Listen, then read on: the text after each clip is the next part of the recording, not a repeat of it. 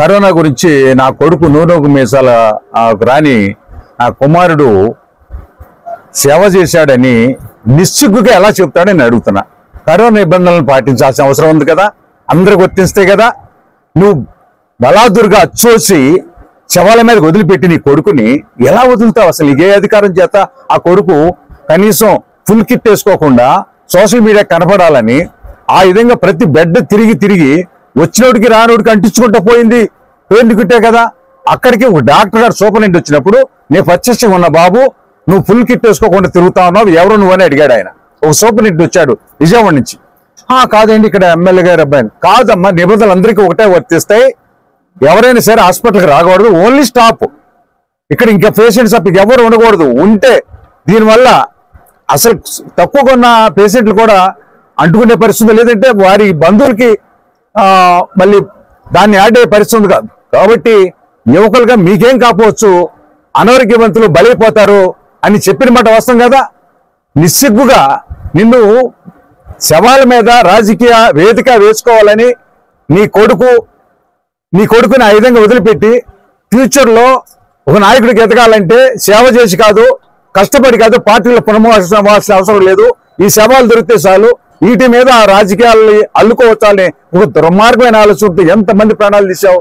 అనిల్ ఎవడా నీ పక్కనే ఉంటాడు, కుర్రోడు చేతుల్లో చేసి చచ్చిపోయాడు కదా, నీ పక్కన డ్రైవర్ ఆయన కూడా ఎంబెస్ తిరిగాడు. ఎందుకంటే నాన్నగారు కొడుకు వెళ్తున్నాడంటే వీళ్ళు కూడా వెళ్తా ఉండేవాడు. వెళ్ళి అతను తట్టుకోలేక అతను సరిపోయాడు. ఇలాగా ఎంతమందిని మీరు ప్రాణాలు పోవటానికి నిస్సిగ్గుగా వదిలిపెట్టి నీ కొడుకుని మళ్ళీ నిస్సిగ్గుగా మళ్ళీ మీడియాలో చెప్తావు, నేషనల్ మీడియాలో చెప్తావు నా కొడుకు కరోనాలో సేవ అసలు ఏ అధికారం ఇచ్చారు? అనేక మంది సేవలు స్వచ్ఛందంగా వచ్చి సేవ చేస్తే నీకు నచ్చని వాళ్ళు వస్తే అక్కడికి కనీసం గ్యాస్ బండ్లు కూడా రానికుండా మీరు అక్కడ పెట్టి వెళ్ళిపోండి మేము ఇస్తామని చెప్పిన సంఘటనలు లేవా? నిజంగా నువ్వు నీతిమంత్రులు అయితే ఎవరైనా వస్తే వారి పేరు పెట్టుకుని వాళ్ళు ఇచ్చుకుంటారు. నువ్వెవరు ఆపడానికి? అసలు ప్రజాస్వామ్యబద్ధంగా ప్రజలు సేవ చేసే హక్కు ప్రతి ఒక్కరికి ఉంది. నువ్వు చేస్తేనే సేవ చేయాలా? ఎవరిలో ఇతరులు నీకు నచ్చిన వాళ్ళు ఇస్తే అవన్నీ కూడా సేవ చేయనివా? ఈ రకంగా కరోనాలో నిబంధనల్లో బయట వాళ్ళు ఎవరైనా రవీంద్ర గారు లాంటి బయటకు వచ్చి మాట్లాడితేనేమో కరోనా నిబంధనలు అని చెప్పేసి లోపల అరెస్ట్ చేపిస్తావు, నీ కొడుకునే బలదురు వదిలిపెడతావు. ఎందుకు వెళ్ళాల్సి వచ్చింది నీ కొడుకు? అసలు నీ కొడుకు ఏం పని? కరోనాలో నీ కొడుకులు శవాల పక్కన తిరగడానికి ఎందుకు అవకాశం ఉంది? ఎవరు ఏ చట్ట ప్రకారం వెళ్ళాడు? ముందు ఆ రోజు అరెస్ట్ చేయాలి, కేసు పెట్టాలి కదా. నేను వెళ్తే ఒప్పుకోలేదు, రవీంద్ర గారు వెళ్తే ఒప్పుకోలేదు, రామకృష్ణ గారు వెళ్తే ఒప్పుకోలేదు, నీ కొడుకు వెళ్తే ఎందుకు ఒప్పుకోవాలి? మమ్మల్ని ఎందుకు రానిలేదు? ఆ నిబంధనలు మాకెందుకు వర్తించవు? నీ కొడుకు ఎందుకు ఏ స్పెషల్ పర్మిషన్? మోడీ గారి దగ్గర నుంచి ఏమైనా స్పెషల్ పర్మిషన్ తెచ్చుకున్నావా?